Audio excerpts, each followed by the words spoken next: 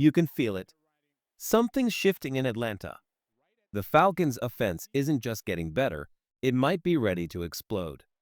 And if this receiving core plays like it did late last season, this team is going to be dangerous. Let's dive into why 2025 might be the year the Falcons finally spread their wings and soar, starting with the guys catching the ball. First up, Drake London. Last year, he wasn't just good, he was electric. 1,271 yards, 100 catches, 9 touchdowns. He looked like a true WR1, finally breaking the 1,000-yard mark after 2 seasons of being held back by shaky quarterback play. But now, he's locked in. His fifth-year option was picked up. His chemistry with Michael Penix Jr. is real, and the numbers back it up. In Penix's last 3 starts in 2024, London averaged over 82 yards a game. That's elite production. And don't forget, he ended the season with his first ever 2-touchdown game. This is a breakout star ready to dominate. Then there's Darnell Mooney, the deep threat who reminded the NFL he's still dangerous. 64 catches, 992 yards, and 5 touchdowns. He was 8 yards away from another 1,000-yard season, and that was with a shoulder injury that forced him out of the final game. He was torching defenses before that, and if he stays healthy, he gives Atlanta a deadly 1-2 punch with London. And don't sleep on Ray McCloud. He's not just a return specialist anymore. Last year, he stepped up with 686 yards and a touchdown. He's gritty, explosive, and hungry, and in this offense, that matters. But here's where it gets really exciting. The depth. Atlanta isn't just betting on their stars. They're building a full receiving room that's loaded with potential. Undrafted rookie Nick Nash is already making noise at camp. He's got the speed and hands to fight for WR4, maybe even WR3. Jamal Agnew, signed back in March, is still one of the most electric return men in the league, and he could provide a surprise boost on offense too. Casey Washington, Khadarel Hodge, Chris Blair, David Sills, Quincy Skinner Jr., Jesse Matthews, Dylan Drummond, they're all fighting for a chance, and it's going to be a bloodbath in camp. This group is faster, deeper, and more versatile than anything Atlanta has fielded in years. And it all revolves around one man, Michael Penix Jr., because if he plays like he did late last season, if that connection with London and Mooney continues to grow, this wide receiver group could be top 10 in the league. Maybe even better. So I've got one question for you. How confident are you in this Falcons receiving core? Can Drake London hit 1,500 yards? Will Mooney finally go over 1K again? Could a rookie like Nick Nash shock the world? Let me know in the comments. Rate your confidence from 1 to 10 and tell me who your breakout pick is. If Darnell Mooney had just played one more game, he would have hit 1,000 yards. Easy. He averaged 62 yards per game last season, and it would have taken just a single healthy Sunday for him to break that milestone. But even without it, Mooney proved something huge in 2024. He still got it. After 2 forgettable seasons in Chicago, people had questions. Was he just a flash in the pan? Was 1,055-yard sophomore season a fluke? Atlanta gave him a second chance, and Mooney responded like a man with something to prove. This is a brand new chapter for him. New city, new quarterback, and a fresh system built for speed. And now that he's fully healthy, he might be more dangerous than ever. Let's talk about the 3 locks in the Falcons receiver room.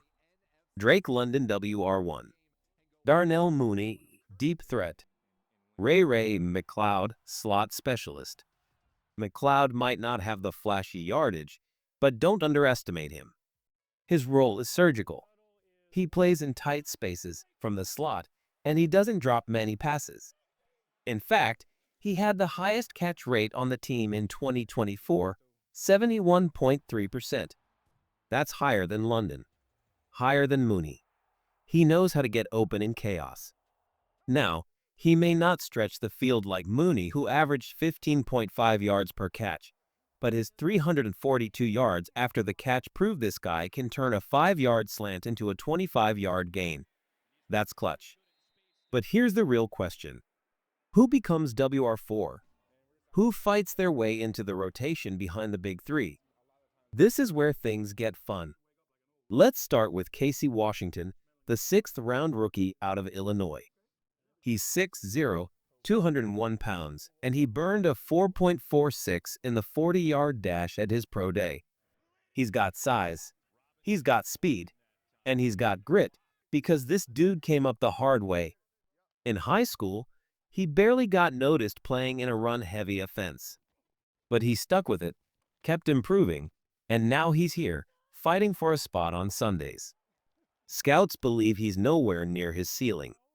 If he can sharpen his route running and carve out a role on special teams, he could become a legitimate weapon in Arthur Smith's system. Then there's Khadarel Hodge. Veteran. Reliable. He made big plays on special teams last year and even stepped up on offense when injuries hit. He's not flashy, but he's trusted.